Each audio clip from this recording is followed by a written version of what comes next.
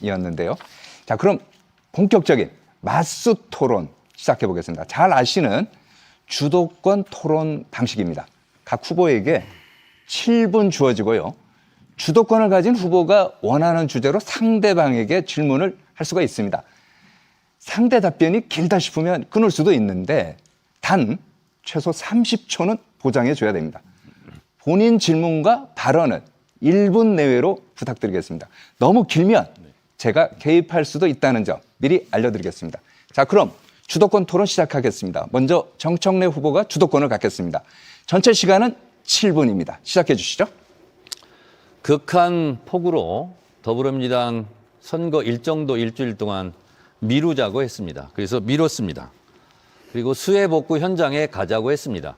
저는 수해복구 현장에 거의 매일 갔습니다. 13군데, 13군데를 갔고 그리고 제가 3,600km 정도 이동을 했더라고요. 전남, 나주, 담양, 목포, 광주시 북구 오늘 다녀왔습니다. 고추밭에.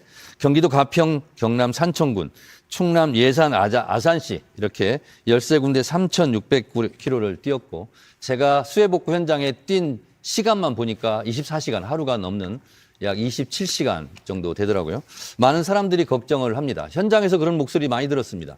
지붕 위에 둥둥 떠다니는 냉장고를 보면서 한탄했을 그분의 목소리, 그리고 소가 떠내려가는 것을 지켜보아야 했던 축산 농가, 그리고 토마토, 블루베리 농장을 다 망쳐버린 그런 농민들의 한탄을 들었습니다. 예산에 갔는데요. 제방이 2개가 터졌는데 그것이 하천 관리에 문제가 좀 있다라고 말씀을 하셔서 제가 하천법 개정안을 냈습니다. 제가 낸 하천법 개정안에 대해서 박찬대 후보는 어떻게 평가하고 생각하시는지. 네. 예산 우리 당에서 수해복구를 갔을 때 그 예산의 군수님께서 하천법 관련해 가지고 우리 정청래 후보께서 법안을 냈다. 시기적절하다. 이렇게 말씀을 한 것 같습니다. 저수지의 수위를 관리하는 것은 수자원공사가 관리하는데 실질적으로 그거에 대한 명령권은 환경부가 가지고 있다고 합니다. 그러니까 저수지의 수위를 조절하는 현장의 군수라든가 지방자치단체장이 그 내용을 가장 잘 알고 있는데 실질적으로 그 목소리가 반영되지 않기 때문에 앞으로 물 관리를 할 때 수자원공사가 환경부의 목소리만 듣는 것이 아니라 우리 정청래 후보가 제안한 개정 법안처럼 지방자치단체장의 목소리를 반영한다면 보다 적시성 있게 잘 물관리가 되지 않을까라고 하는 부분인데 아주 훌륭한 법안을 내셨고요. 오늘 모두 발언뿐 아니라 그동안 정청래 우리 후보의 수해 현장에 다니면서 하시는 얼굴, 노고 정말 수고하셨다 이런 말씀 들고 오늘 얼굴을 보니까 평소에도 까맣긴 했지만 오늘 완전히 타신 걸 보니까 수해복구를 위해서 정말 전념을 다했다 이렇게 생각합니다. 감사합니다. 수고하셨습니다. 수자원공사가 아니고 농어촌공사로 제가 알고 있고요. 네, 농어촌공사. 환경청에서 오다를 주면 수자원공사에서 오다 내린 대로 수문을 개폐를 합니다. 그런데 지자체, 기초단체장은 개입할 수 있는 여지가 없습니다. 그 현지 사정을 제일 잘하는 것은 기초단체장일 텐데 아무런 권한이 없어서 제가 이번에 낸 하천법 개정안은 지자체장이 의견을 개진할 수 있도록 협의해서 수문 개폐라든가 물 양을 조절할 수 있도록 하는 법이고요. 공감해 주셔서 감사하고요.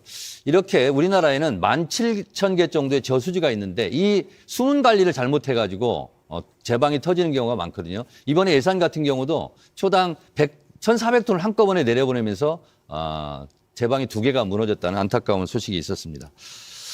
답변 잘 들었고요.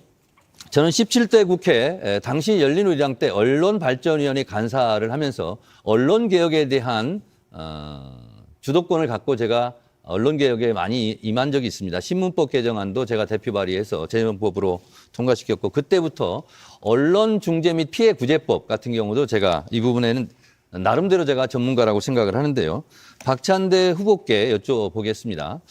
징벌적 손해배상 제도를 실제로 언론노조에서도 많이 반대하고 했었는데 징벌적 손해배상 제도를 도입할 수 있는 본인의 보관이나 그리고 이 법에 대한 찬성 여부에 대해서 말씀해 주시기 바랍니다. 네, 징벌적 손해배상 언론중재법으로 언급이 됐는데 21대 때 아마 목전에서 통과하지 못했던 것으로 알고 있습니다.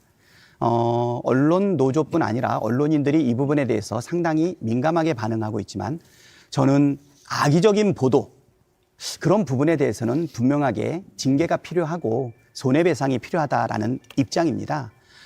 전에도 스카이데일리였나요? 네. 예, 뭐 정말 황당한 보도를 냈는데 여러 번 지적됐음에도 불구하고 3번, 4번 동일한 기사를 내는 것을 봤을 때 이것은 악의적인 것이다.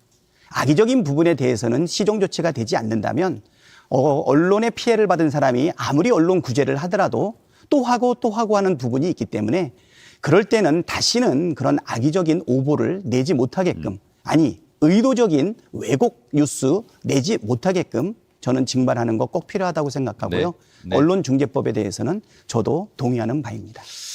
제가 2004년도 17대 국회 때 언론 중재 및 피해 구제법을 할 때 징벌적 손해배상 제도를 제가 도입하지 못한 이유는 왜 언론만 징벌적 손해배상을 해야 되냐, 다른 분야보다 왜 언론부터 해야 되냐라는 반대에 부딪혔었고요. 당시 미국에는 공권력이라든가 식품이라든가 환경이라든가 이런 부분은 다 징벌적 손해배상을 하고 미국 같은 경우는 악의적으로 가짜뉴스를 반복적으로 생산한다면 그 언론사가 문 닫을 정도로 징벌적 손해배상 제도를 합니다. 근데 지금은 이것을 해야 되는 이유는 그때는 징벌적 손해배상 제도가 없었는데 지금은 23개 분야, 23개 법에서 이미 징벌적 손해배상 제도를 하고 있습니다. 하도급 비리에 대해서는 5배고요. 신용정보 이용 및 보호에 관한 법률은 5배입니다. 중대재해처벌법도 이것도 5배 징벌적 손해배상을 하고 있거든요. 그렇다면 지금은 언론 노조에서 반대한다는 것은 왜 그럼 언론만 예외해야 되냐? 언론만 왜 특혜를 받아야 되냐? 이미 23개 법과 23개 분야에서 이미 징벌적 손해배상 제도를 하고 있어요. 자동차 급발진을 하더라도 징벌적 손해배상입니다. 따라서 이 부분은 언론사에서 팔이 안으로 굽고 이기적인 그런 주장이기 때문에 언론 노조에서도 이 부분은 반대하지 않았으면 좋겠다 이런 생각이 좀 들고요. 그래서 이 징벌적 손해배상 제도에서는 제가 역사를 알고 있고 아마 저로부터 역사가 시작됐다고 해도 과언이 아닐 겁니다. 제가 이 부분도 21대 때 대표 발의를 했었습니다. 언론 또한 개혁에서 예외일 수 없습니다. 우리가 검찰개혁, 언론개혁, 사법개혁 얘기합니다. 언론 스스로 지금까지의 정치적 편견을 갖고 보도했던 행태에 대해서 스스로 자정 노력을 하는 것이 더 필요한 시기가 아닌가 그렇게 생각합니다. 네, 정청래 후보 시간 다 됐고요. 이어서 박찬대 후보 주도권 갖고 토론하겠습니다. 마찬가지입니다. 7분입니다. 시작해 주시죠. 지금 우리는 이재명 정부 집권 1기 여당 당대표를 뽑는 선거를 하고 있습니다. 그렇지만 선거 중에도 해야 할 일이 있으면 해야 합니다. 집권 1기 내각이 빨리 구성돼서 개혁 동력이 사라지지 않도록, 개혁 동력이 힘이 빠지지 않도록 하는 일, 그리고 200년 만의 폭우에 대응하는 길, 그들의 눈물을 닦아주고 수해 복구에 같이 하는 일, 그리고 또 하나 지금 일본이 미국과 깜짝 관세 협상을 하는 바람에 미국과의 관세 협상 문제도 여당으로서 뒷받침해야 된다. 이렇게 생각이 됩니다. 이 부분이 지금 외교 무대에서 통상 문제를 해결하기 위한 우리 이재명 정부의 큰 과제가 아닌가 싶습니다. 최근에 대통령실 2 실장과 외교부 장관이 관여하는 것으로 알고 있습니다. 그런 의미에서 몇 가지 질문을 드리겠습니다. 현재 관세 협상에서 트럼프 대통령이 전 세계를 대상으로 무리한 관세 전쟁을 일으키고 있는데 우리 정청래 후보께서는 트럼프 대통령의 의도가 무엇 때문이신지 한번 말씀해 주시기 바랍니다. 이런 명언이 있습니다. 강자가 양보를 하면 포용이 되고 약자가 양보를 하면 굴욕이 된다. 법륜스님께서 저한테 주신 말씀인데요. 이 관세는 보호무역주의의 상징이라고 할 수가 있죠. 수입품에 대해서 관세를 대폭 물림으로써 자국의 산업을 보호하려고 하는 보호무역주의의 산물이다 이렇게 생각을 하고요. 아까 제가 말씀드린 바대로 트럼프 대통령은 2가지 작전을 쓰고 있습니다.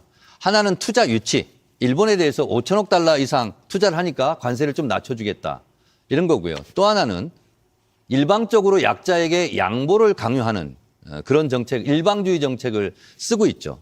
그래서 우리나라 같은 경우는 지금 이재명 정부에서 이 부분은 사실은 대통령실과 행정부에서 주도적으로 할 부분인데 우리도 일정하게 투자를 요구하고 있는 건 아니냐, 트럼프가.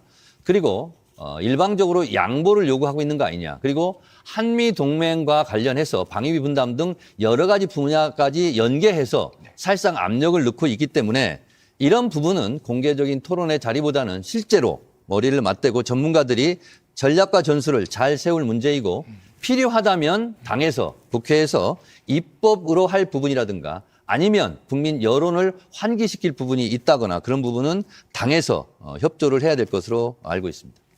예. 지금 일본과 깜짝 협상을 했습니다.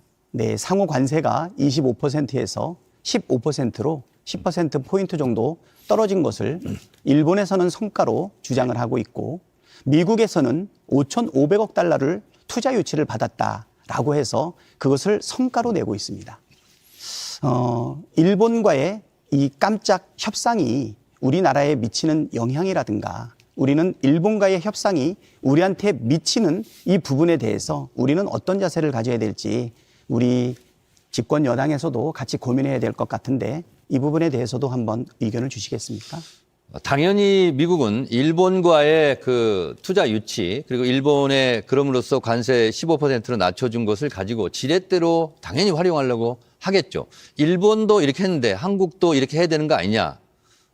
은근슬쩍 압력을 넣든 아니면 공개적으로 윽박지르든 아마 그렇게 나올 것으로 예상을 합니다. 그리고 전통적으로 우리가 한미 동맹이지만 실제로 한일 관계는 복잡하고 미묘한 관계가 아니겠습니까?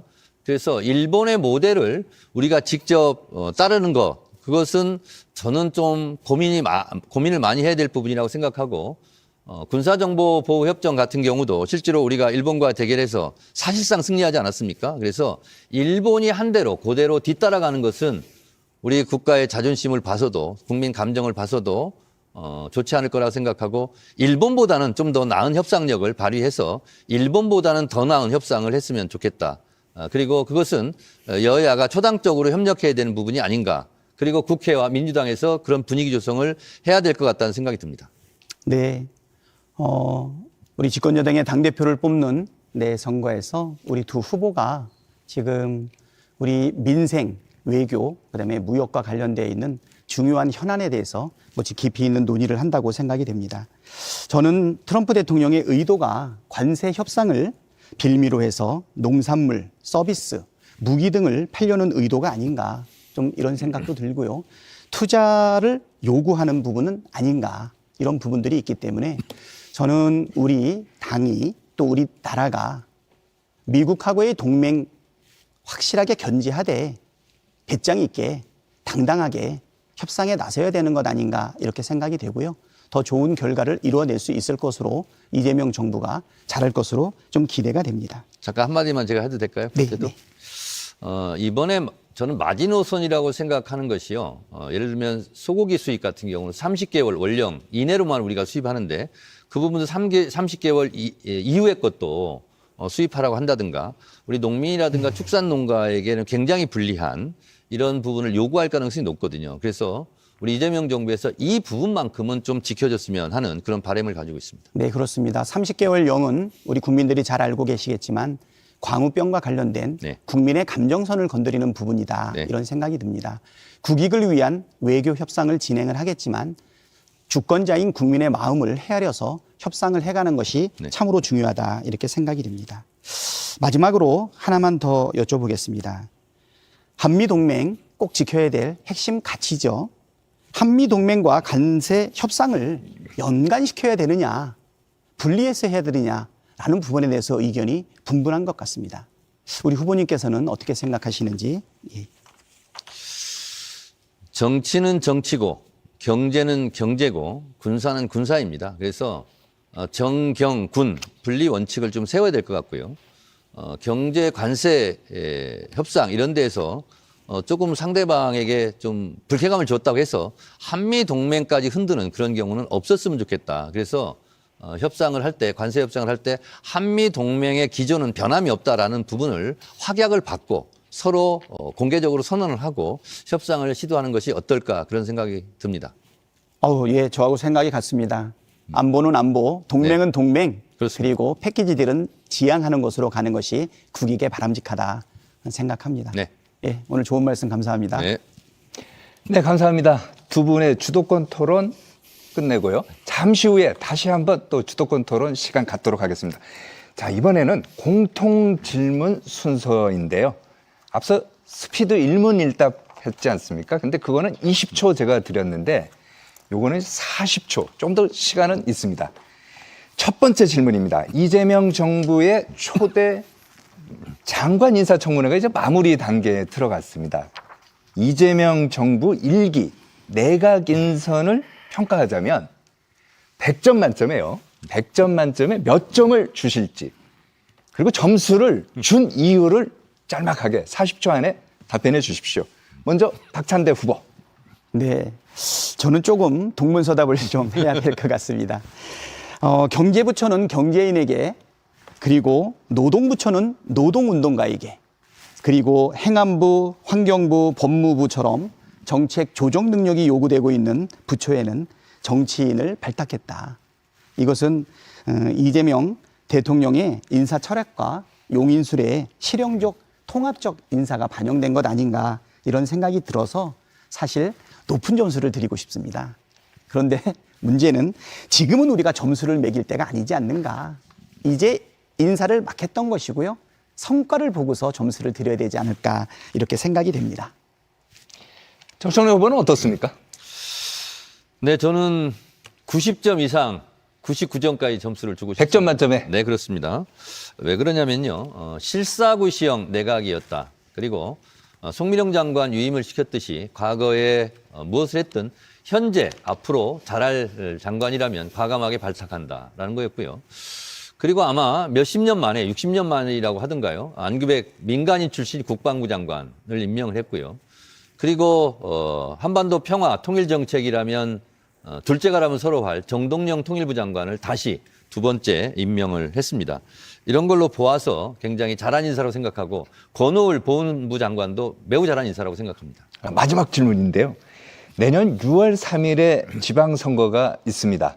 이재명 정부 취임 1주년을 맞기 때문에 그 어느 것보다 이제 중요한데, 지방선거 승리를 위해서 나만의 승리 전략 3가지가 있다면 어떤 게 있을까요?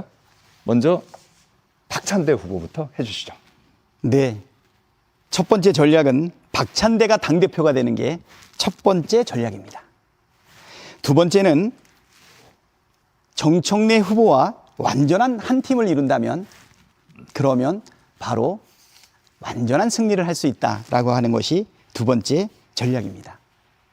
박찬대와 정청래가 완전히 속을 잡는다면 확실한 내란 종식과 개혁과제를 완수할 수 있지 않을까 생각됩니다.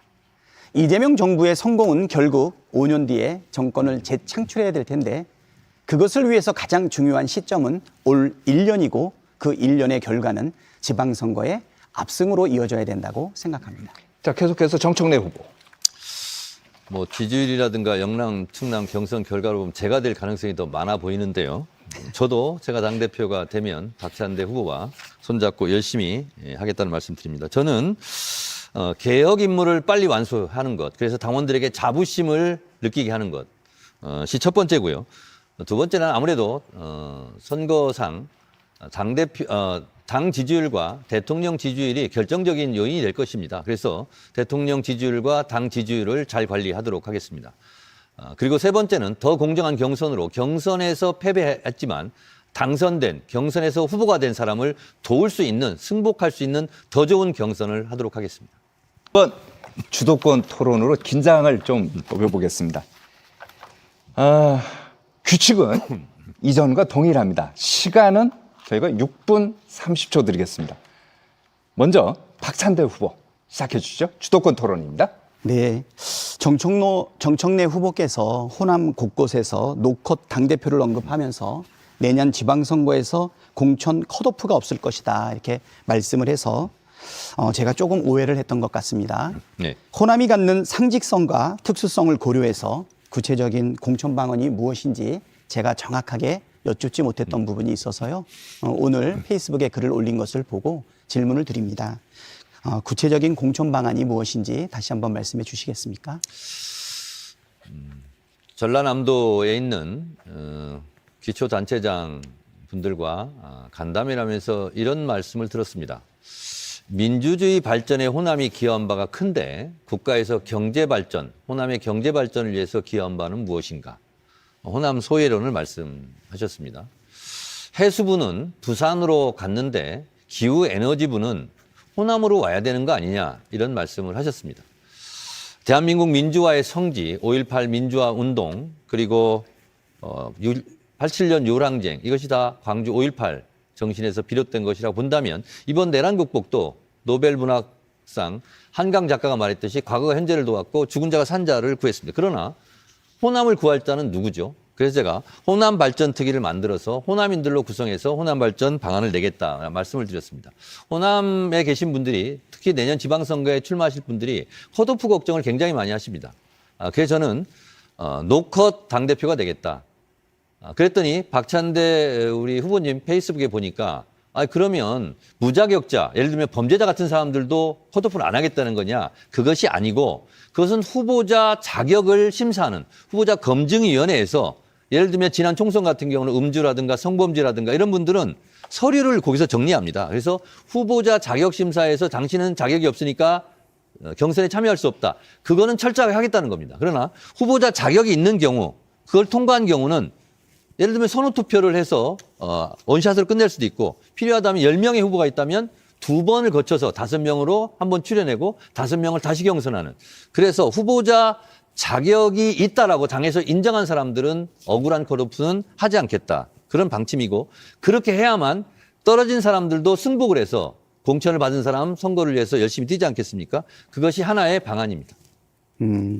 그러면 우리 공천심사위에서 사전에 자격 조건을 검토해서 뭐 상대적이거나 절대적인 기준으로 거기서 만약에 걸러지는 사람을 제외하고는 네. 10명이 되든 20명이 되든 네. 전부 다 경선을 해야 된다. 그렇습니다. 실질적인 노컷이다. 네. 그렇게 말씀하시는 네. 건가요? 네. 그러면 우리 청년들이라든가 네. 또 여성들한테 기회를 확대하고 네. 하는 부분들에 대해서는 상당한 장애가 좀 되지 않을까 생각도 드는데 그러면 전략공천은 없는 겁니까? 그렇지 않습니다. 제가 말씀드리는 것은 제가 당대표가 되면 지방선거 기획단을 구성하고요. 그리고 예를 들면 청년가산점, 여성신인가산점 이런 부분은 중앙당 차원에서 지방선거 기획단에서 지침으로 내려보내고 거기에는 당연히 어드밴티지를 줄 수밖에 없는 것이고요. 그리고 그런 부분이 실질적으로 합리적인 경선을 통해서 그런 분들이 당선될 수 있는 조금은 유리한 그런 상황이 되지 않을까 그런 생각을 하고 있습니다.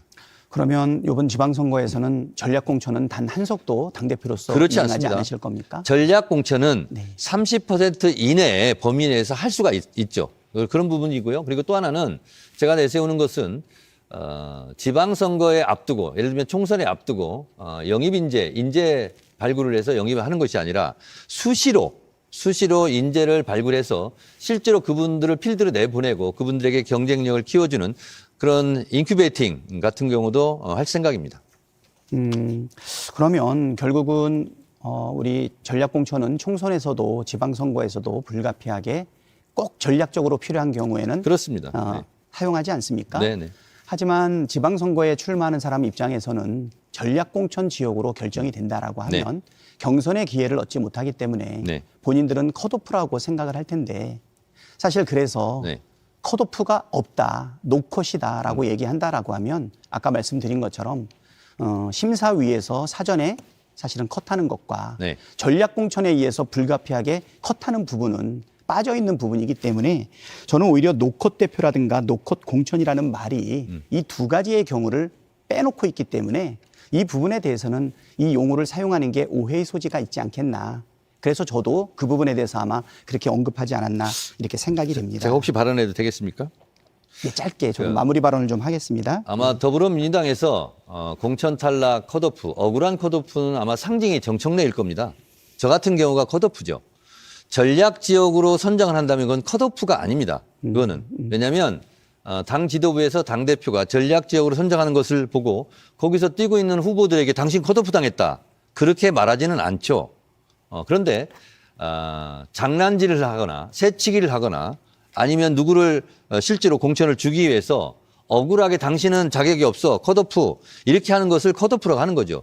아니 당대표가 그리고 당 지도부에서 당원 당규상 보장하고 있는 전략 지역 선정하는 것을 가지고 그것은 컷오프 하는 거 아니냐 이렇게 주장한다는 것은 좀 침소공대인 것 같습니다. 네. 분명하게 우리 정청래 후보님의 답변을 통해서 노컷 그다음에 컷오프가 없다라는 부분에 정확한 의미를 한번 국민과 네. 함께 당원과 함께 살펴봤고요. 저도 가장 중요한 것은 뭐냐면 신뢰성 있는 그리고 수용할 수 있는 시간이 충분히 있는 예측 가능한 공천 룰이라고 생각됩니다. 저는 당대표가 된다면 10개월 남아있는 그 기간 동안에 미리 지방선거 기획단을 만들어서 여성, 청년한테는 용기와 기회를 주고 장기 근속한 사람한테는 가산점을 줘서 모두가 예측 가능한 황당하지 않은 공천룰을 반드시 만들도록 그렇게 하겠습니다. 네, 잘 들었습니다. 이어서 정청래 후보 주도권 받아주시죠. 네. 박찬대 후보께서 이번 전당대회에 임하면서 때로는 협치, 안정적인 당대표를 주장하시고 또 때로는 국민의힘 45명 제명 촉구 결의안도 내시겠다 이런 말씀을 하시는데 그래서 한 가지 제가 진짜 생각이 무엇인가를 한번 여쭤보겠습니다. 6월 25일 SBS 어떤 프로그램에 나가서는 여는 아웃복서 당대표가 필요하다. 인파이트는 야당일 때 가능하다. 이런 말씀하셨고요. 그리고 7월 5일자 대경일보라는 곳에서는요. 영남 찾은 정청래 내란 종식, 호남 찾은 박찬대 통합 협치 이렇게 또 제목으로 뽑힌 겁니다. 7월 14일 날 디지털 타임스 험지 TK 찾은 정청래 박찬대 파이터 안정감. 뉴시스 7월 15일자 박찬대 야당 일대 투사, 여당 일대 통합의 대표가 필요하다. 그래서 간간히 수시로 통합 협치를 좀 말씀하시는데 요즘은 좀 안 하시는 것 같아요. 네. 실제로 대표가 되신다면 통합 당대표가 되겠습니까? 협치 당대표가 되겠습니까? 아니면 개혁 당대표가 되시겠습니까? 네, 저는 내란 세력과는 절대 협치, 타협, 거래가 없다는 것을 여러 번 천명해 왔습니다. 저번 방송 토론에서도 협치 당대표로 규정을 하셔서 그렇지 않다. 내란 세력과 어떻게 협치할 수 있겠냐 이렇게 얘기를 했고요. 어제 그제는 내란 수계 윤석열을 체포하는 것을 막기 위해서 45명의 국힘당 국회의원들이 나섰습니다. 거기에는 지도부도 있었고요. 대통령실 근무했던 사람들도 있습니다. 아직도 내란의 광을 벗어나지 못하고 있고 안철수, 윤희숙 등의 혁신위원장이 내놨던 내란의 강을 넘고 인적 쇄신을 하자라고 하는 이야기를 전혀 받아들이지 않고 있습니다. 네. 김문수가 다시 당대표가 되겠다고 나오고 있는 이 상황에서 협치는 있을 수 없는 것 아니겠습니까? 네, 알겠습니다. 네. 저는 저의 친구이자 정치적 동지인 박찬대 후보께서 저는 혹시 통합, 협치, 안정 이런 말씀을 가끔 하셨기 때문에 혹시 그쪽 생각이 아닌가라고 해서 확인하고 싶어서 네. 그것이 아닌 걸로 알아서 친구로서 다행이라고 생각하고요. 싸움은 당에서 하는 것이고 통합, 협치, 안정의 꽃과 열매는 대통령 몫으로 돌려드리는 것이 좋겠다 이런 생각이 들어서 말씀을 좀 드렸습니다. 사법개혁에 대해서 한 가지 여쭤보겠습니다. 판사들은 무죄인 것을 유죄로 때려도 처벌받거나 아니면 불이익을 받거나 그러지 않습니다. 그래서 누구나 대한민국은 평가를 받고 잘못했으면 벌을 받고 잘했으면 상을 받는데 판사들은 그렇지가 않아요. 그래서 법원 조직법을 좀 개정해야 되겠다라고 생각하는데 판사 평가가 어떻게 이루어지는지 혹시 아십니까?